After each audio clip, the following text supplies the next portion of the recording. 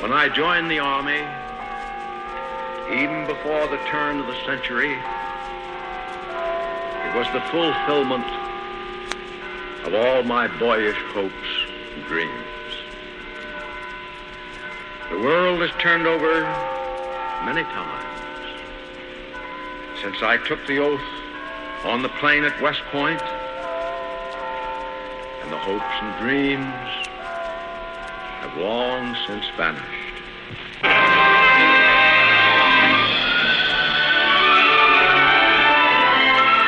There are few men in American history who can look back as the shadows of life lengthen on a military career as distinguished as that of Douglas MacArthur. There are fewer still who have earned the words of high tribute that are spoken now.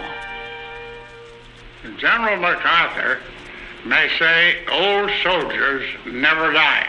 They just fade away. Physically they will, but the great deeds of men live forever after them. To speak of General Douglas MacArthur, my longtime friend and for years my direct superior, is to invite the use of superlatives. I have not known a more forceful and competent leader, nor have I encountered a finer intellect in or out of public life. Our nation has been indeed fortunate that such a gifted leader should have dedicated so many years of his life to the service of the American public and to the cause of freedom everywhere. With respect and affection, shared I know throughout the nation, I salute this distinguished general and outstanding American. I'm proud to join in this much-deserved tribute to General Douglas MacArthur. I had the honor of serving under General MacArthur in the Solomon Islands in World War II. And I do not think that there is any doubt that history will record that the strategy which he followed in the Pacific in bringing about the defeat of Japan under conditions which were adverse and which were fraught with danger will be considered as one of the great military feats of arms in the history of our country. His record in the First War and in the Second War, his contribution in moving Japan into a strong democratic position in the days following its collapse are almost unprecedented. General MacArthur looks back on a long record which day by day has been devoted to strengthening the United States and increasing its influence around the world. We are in his debt, and I think it most appropriate as he approaches the afternoon of this long life that we all pay him justified tribute.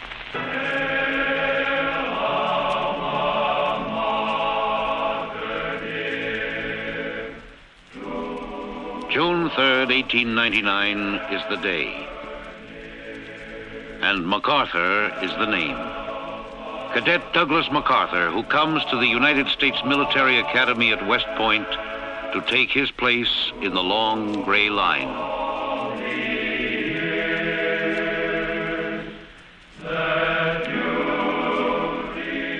The America of Cadet MacArthur's time is the America of President William McKinley, a nation seeking its destiny in the newborn 20th century. The America of Lillian Russell, toast of two continents. Of Buffalo Bill Cody, last of the great frontier scouts. Of Teddy Roosevelt and his Rough Riders. The life of a cadet at West Point at the turn of the century is as regimented and severe as at any time in its history.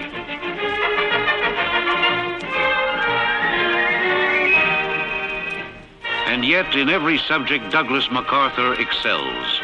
He compiles a 4-year record of 98.14, the highest average attained by any cadet in the first 100 years of the Academy's history.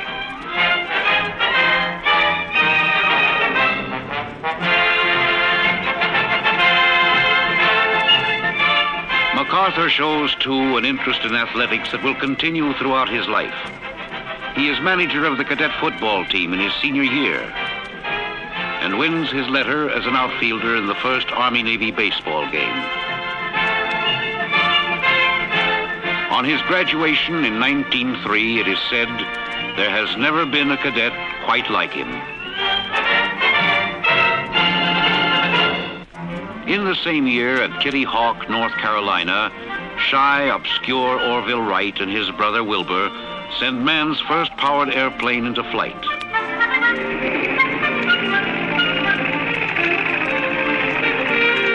And Henry Ford sets out to produce the horseless carriage that is to put America on wheels. In 1904, Teddy Roosevelt is selected president for a second term, and he sends General Arthur MacArthur, remarkable in his resemblance to Teddy, to Manchuria to observe the Russo-Japanese War. Young Douglas accompanies his father.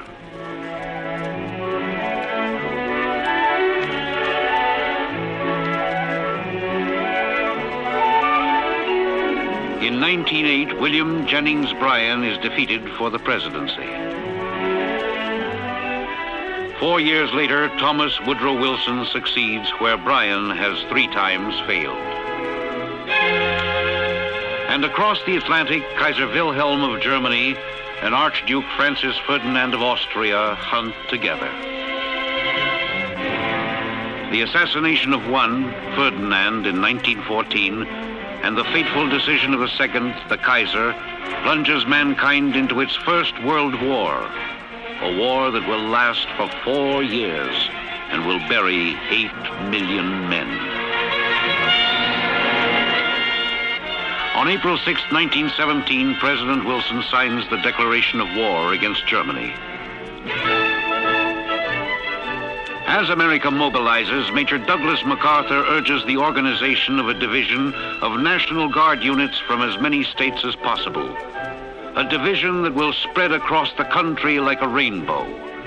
Thus it is that the famed Rainbow Division is born and that Douglas MacArthur, promoted to colonel, is made its chief of staff.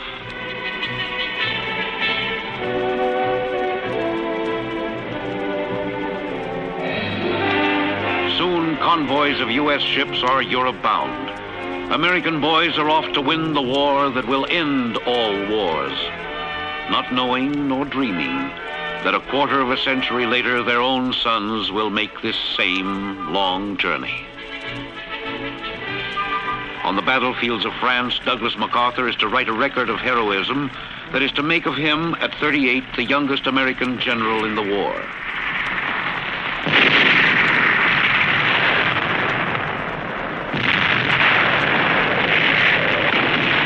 Secretary of War Newton Baker calls MacArthur the bravest frontline general in France. He is twice wounded, twice gassed, decorated 13 times, and cited 7 times more for extreme bravery under fire.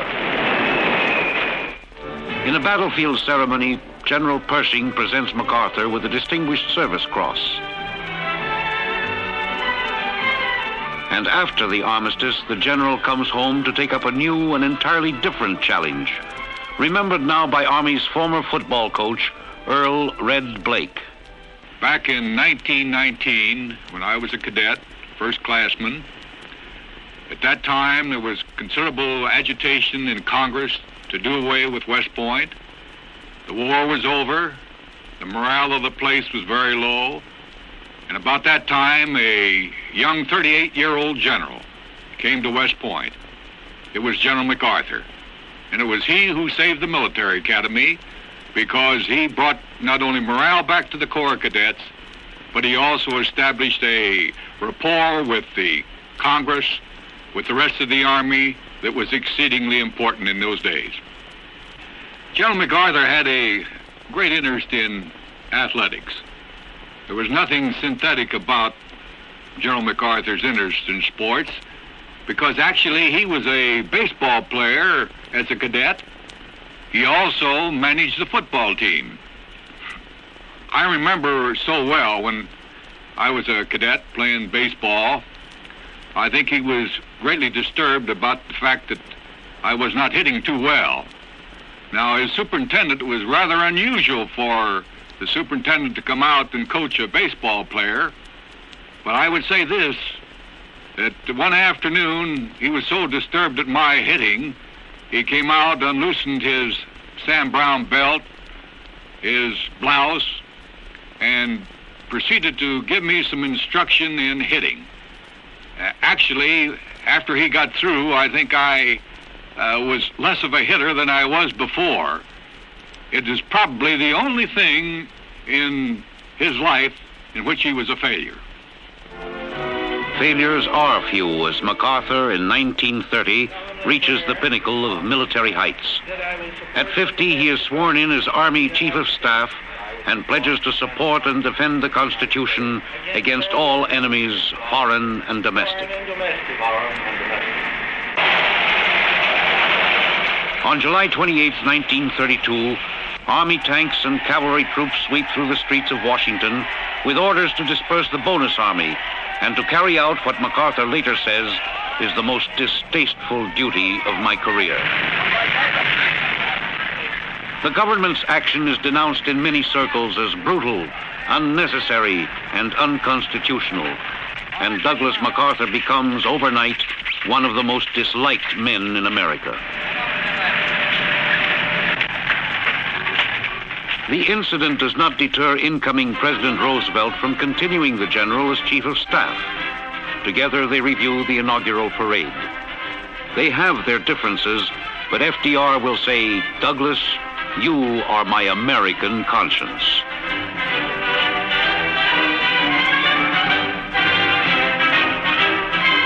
In the early 30s, the American Army's strength tumbles to a pitiful 60,000 enlisted men, and there is talk of abolishing the Army altogether. At West Point on graduation day, June 1933, the general makes an impassioned and prophetic plea for preparedness. History has proved, he says, that nations once great that neglected their national defense are dust and ashes. Let us be prepared lest we too perish. Then the mood changes, the voice softens, and the old soldier pronounces his benediction on the graduates. Young comrades in arms, happy landings, and God be with you. 2 years later, Secretary of War Dern adds an oak leaf cluster to Douglas MacArthur's Distinguished Service Medal, and the general at the age of 55 retires as Chief of Staff. He has earned virtually every high honor the Army can bestow. I shall wear it upon my uniform, where, for all eyes, it will stand as an outward symbol of the devotion, the efficiency, and the accomplishments of the officers and the soldiers whom it has been my high honor to command. For them and for myself, I thank you. The call of duty next takes Douglas MacArthur to the Philippines.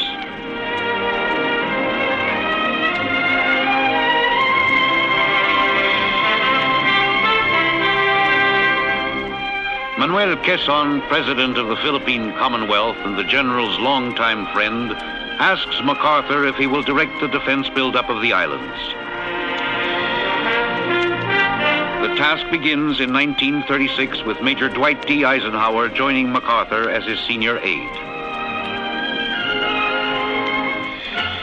Despite American apathy and a limited Philippine defense budget, MacArthur builds a compact, disciplined military force. Retiring from the American Army after 38 years, he remains in the islands as war clouds gather over the Orient.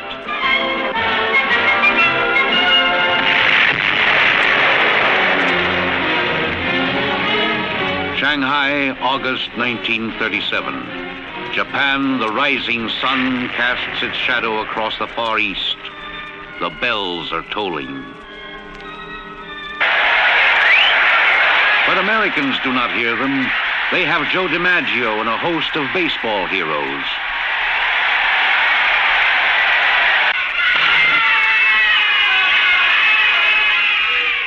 Many are the boys who dream of being a Joe DiMaggio or some other sports idol in this wonderful summer of 1937.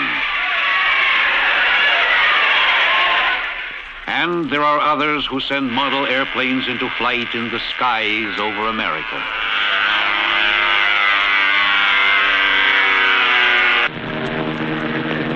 While Japanese aircraft deliver their bombs on the gunboat Panay, and American blood is shed.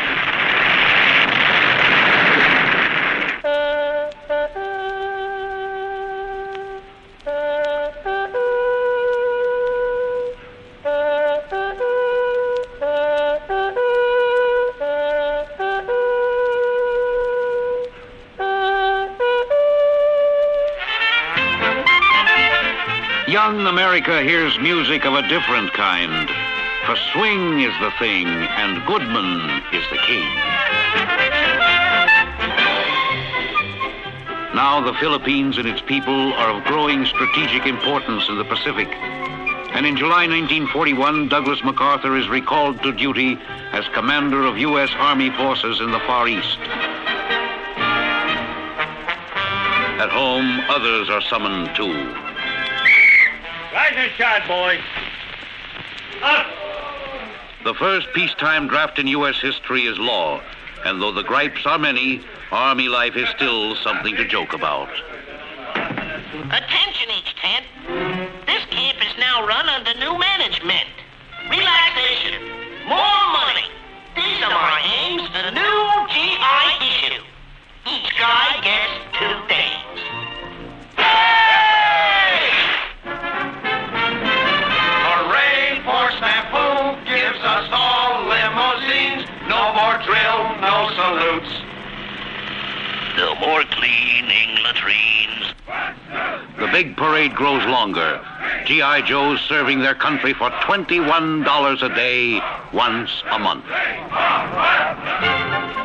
On the production line, the gals step in when the guys step out. The depression of the 30s is making way for the boom of the 40s. Happy days are here again.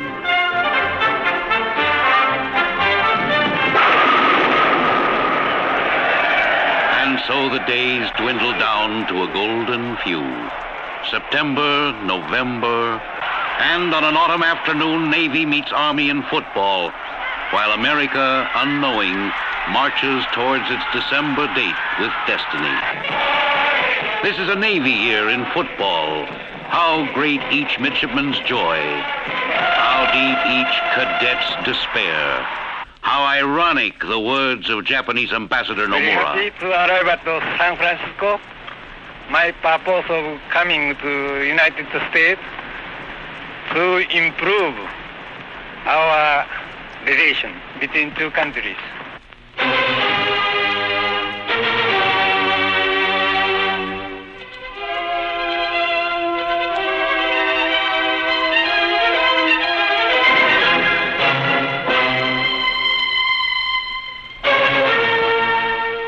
Interrupt this program to bring you a special news bulletin. The Japanese have attacked Pearl Harbor, Hawaii, by air, President Roosevelt has just announced.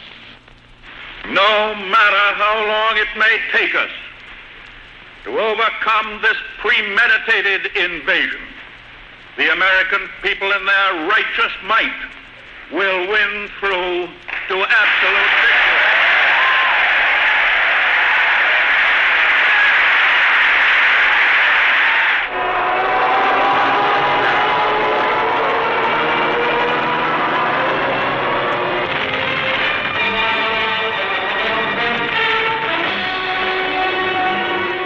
From these dark and bitter days in the Philippines emerged two symbols of America's heroic resistance. One is Douglas MacArthur. The other is Corregidor, the rock, the altar of freedom upon which thousands of American fighting men will offer the last full measure of their devotion.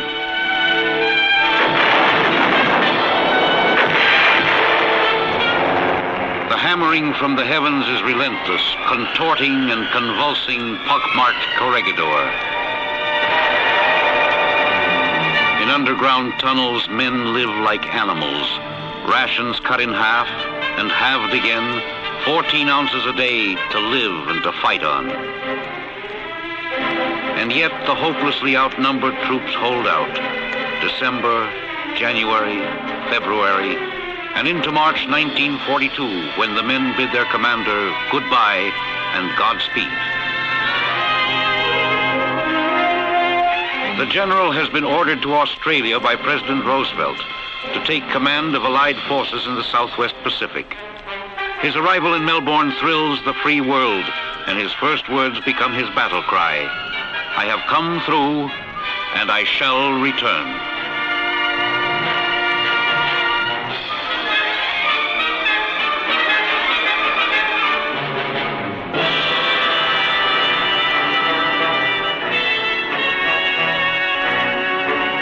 To the north, Corregidor is in its death agony.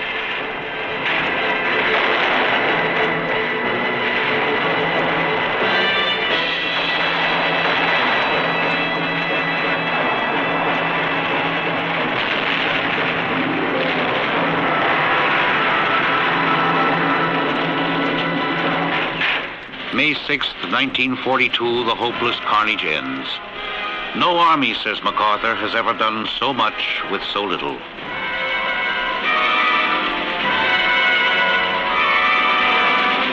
America, in all her history, has known no darker hour. Until we claim the ghastly remnants of Corregidor, MacArthur says, we stand unredeemed before mankind. There lies our Holy Grail.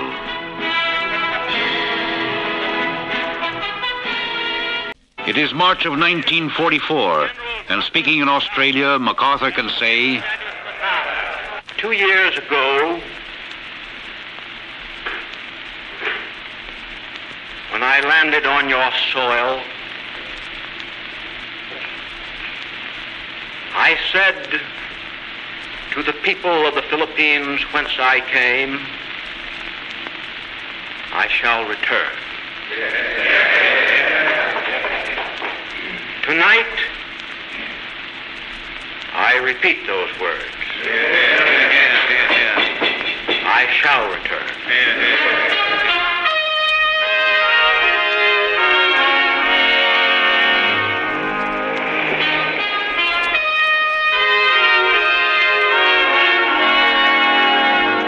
On October 20th, 1944, the general leads his avenging armies ashore at Leyte in the Philippines. One who was there speaks of it now, General Carlos Romulo. That day is etched in my memory because it was a brush with history that General MacArthur, with his superb leadership, wrought.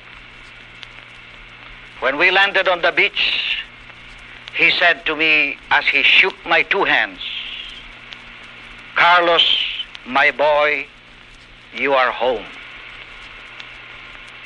That word home thrilled me. I had been homeless for 3 years and a half, and I was back home. And that was because America did not let my people down. And that was because General MacArthur made good his promise, "I shall return." February 3rd, 1945, Manila is free.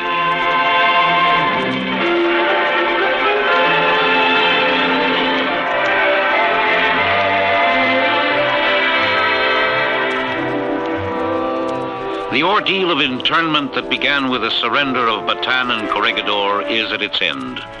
America has kept the soldier's faith. And back among his men, MacArthur can say, "I'm a little late, but we finally came."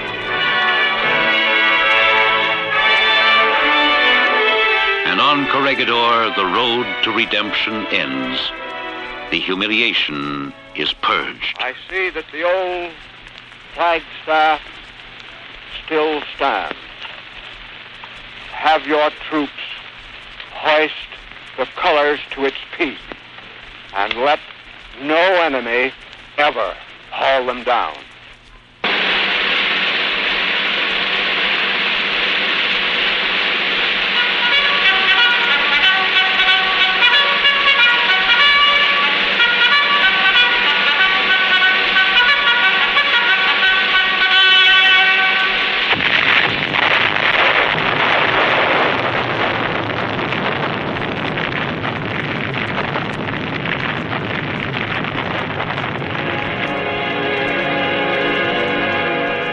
The atomic bomb ends the war with Japan as abruptly as the attack on Pearl Harbor had started it. The people of Hiroshima do not know what has happened to them. Days pass before they learn that their tragedy marks the birth of the atomic age and the final unconditional surrender of Japan. America celebrates as America has never celebrated before. On September 2nd, 1945, Japanese government and military representatives board the battleship Missouri in Tokyo Bay for the signing of the official documents of surrender. Douglas MacArthur is designated to accept the surrender, a stern, grim-faced figure who, as much as any single American, has helped turn Japan's dreams of conquest into a nightmare of defeat. It is my earnest hope, and indeed the hope of all mankind, that from this solemn occasion a better world shall emerge out of the blood and carnage of the past. I now invite the representatives of the Emperor of Japan and the Japanese government and the Japanese Imperial General Headquarters to sign the instrument of surrender at the places indicated.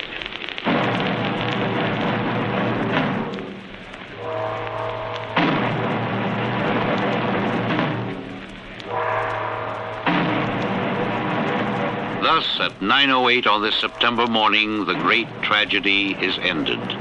The great victory won. The holy mission completed. But Douglas MacArthur's work is not done. New triumphs and new tragedies lie ahead as the general speaks. Let us pray that peace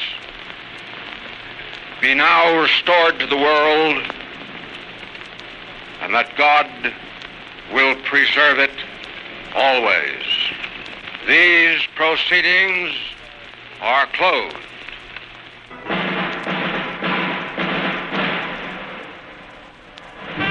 The arrival of American forces in Tokyo and the appointment of Douglas MacArthur as Supreme Commander are the start of one of the strangest military occupations in history.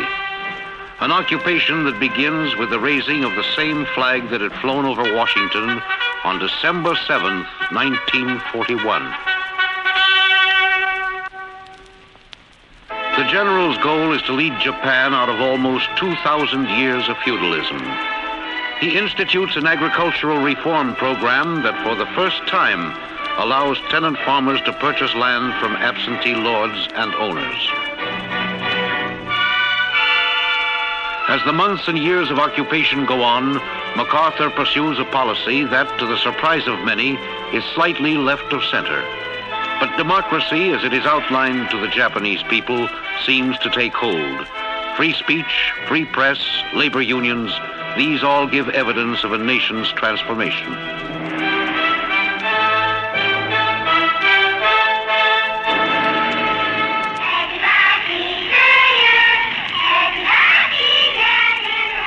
And on his birthday, MacArthur the Conqueror is serenaded as MacArthur the Savior.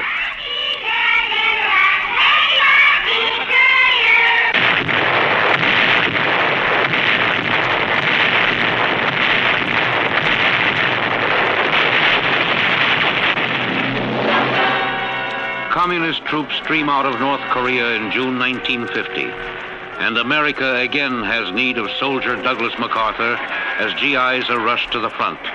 Many of them will huddle in the mud of Korea for 3 years. Some will sleep here forever. Those gallant men will remain often in my thoughts and in my prayers always.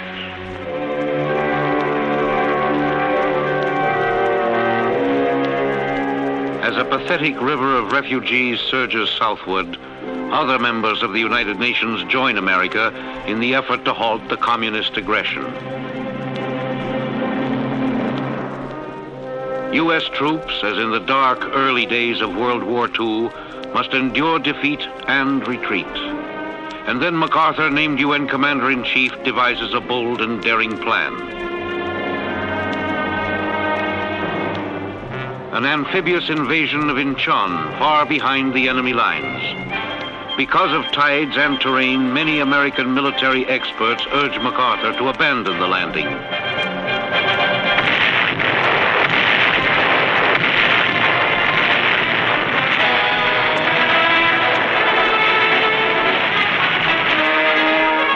The invasion has been called a masterpiece by military men around the world, including Britain's World War II Chief of Staff, Lord Allenbrook, who speaks of it now. I had written in my diaries, from everything that I saw of General MacArthur, I put him down as the greatest general of World War II. During the Korean War, I was again very interested in General MacArthur's strategy. And I thought that his Incheon landing was again one of those wonderful strokes in which he used his amphibious power and carried out an outflanking movement where a less able general would have fired straight ahead up the mainland of the island. The Incheon invasion puts the North Korean invaders to rout, and General MacArthur sends the United Nations forces across the 38th parallel and toward the communist Chinese border. It is a move made with the full knowledge and approval of American and UN officials, but the advance brings criticism and concern.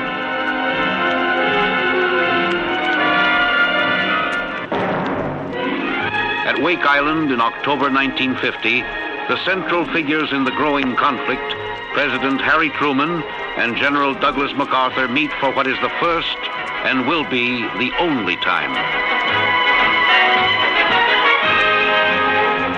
The two men and their advisors confer privately for several hours in seeming harmony. Admirers of both are to say later that had they known each other better, they would probably have gotten along beautifully. But the opportunity never comes.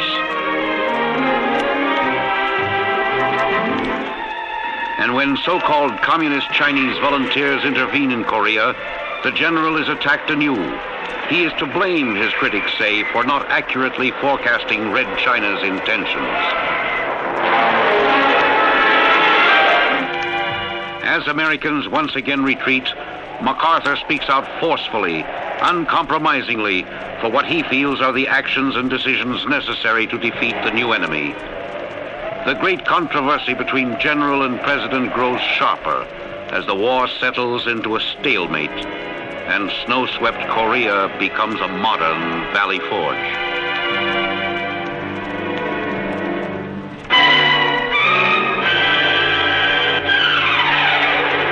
In April 1951, Truman relieves MacArthur. I believe that we must try to limit the war to Korea for these vital reasons: to make sure that the precious lives of our fighting men are not wasted, to see that the security of our country and the free world is not needlessly jeopardized, and to prevent a third world war. A number of events have made it evident that General MacArthur did not agree with that policy. I have therefore considered it essential to relieve General MacArthur so that there would be no doubt or confusion as to the real purpose and aim of our policy. It was with the deepest personal regret that I found myself compelled to take this action. General MacArthur is one of our greatest military commanders, but the cause of world peace is much more important than any individual. Douglas MacArthur comes before Congress to make his defense. And in millions of homes, in offices and machine shops, in every nook and corner of America, a nation stands still and listens. I stand on this rostrum with a sense of deep humility and great pride. Humility in the wake of those great American architects of our history who have stood here before me. Pride in the reflection that this forum of legislative debate represents human liberty in the purest form yet devised.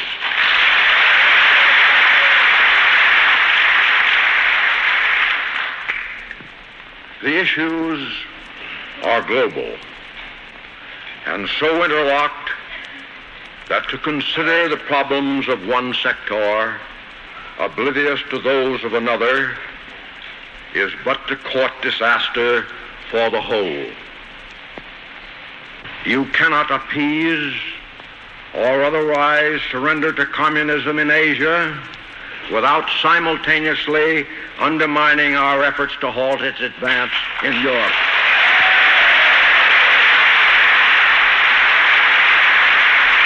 Efforts have been made to distort my position. It has been said in effect that I was a warmonger. Nothing could be further from the truth.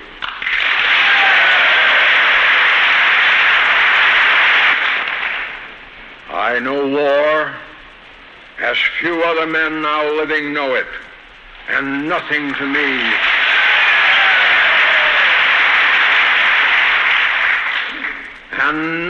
me is more revolting. I have long advocated its complete abolition, as its very destructiveness on both friend and foe has rendered it useless as a means of settling international disputes.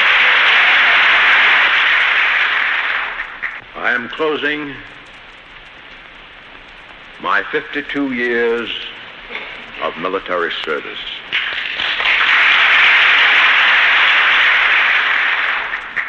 When I joined the Army, even before the turn of the century, it was the fulfillment of all my boyish hopes and dreams. The world has turned over many times since I took the oath on the plain at West Point, and the hopes and dreams have long since vanished. But I still remember the refrain of one of the most popular barrack ballads of that day, which proclaimed most proudly that old soldiers never die. They just fade away. And like the old soldier of that ballad, I now close my military career and just fade away. An old soldier who tried to do his duty as God gave him the light to see that duty. Goodbye.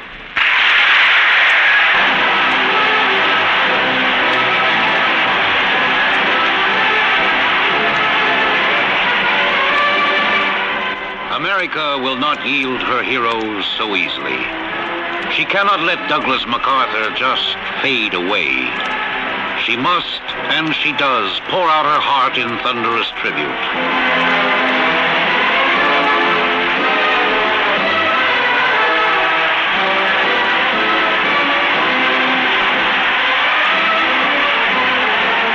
And so the general comes home from the war, home to New York, and the very special place it holds in his heart. For it was here that Jean Marie Faircloth took as her husband Douglas MacArthur, to have and to hold. A son named Arthur in the family tradition blessed the marriage. To Jean Faircloth MacArthur, her husband has always been the general, the boss. To Douglas MacArthur, she is my beloved wife and my best soldier. Together, their prayers have been for a son whose heart would be clear, whose goal would be high, so that as parents they might say, we have not lived in vain.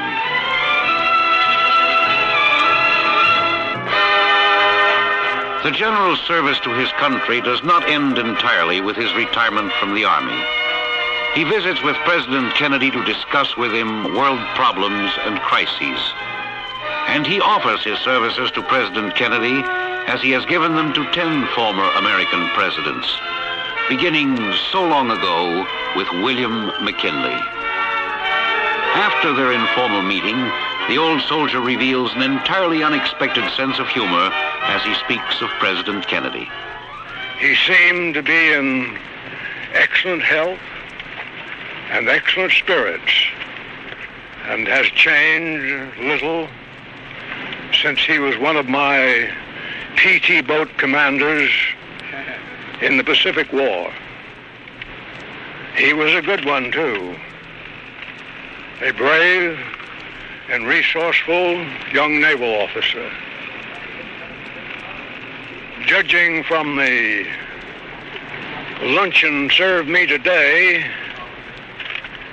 he's living higher now. 70 years and more have passed since Major Arthur MacArthur said to his wife, "I think there is the material for a soldier in that boy." Thus it began, Douglas MacArthur's journey to greatness, his lifetime of devotion to duty, honor, country, a guiding light for all who would follow him in the long gray line. When the bells pealed out their triumphant tones on Armistice Day, long years before you were born, I seemed to hear the echo of the chimes of the cadet chapel. When I received the solemn surrender of Japan to close victoriously the Second World War, through the stuttering words, I seemed to catch the roar of the long corps yell. When we crushed the Red at Incheon, the beat of my mind kept repeating the edict of our forefathers establishing the United States Military Academy at West Point. This great tradition is now in your hands. We trust you. We have faith in you. You are our own of the long gray line.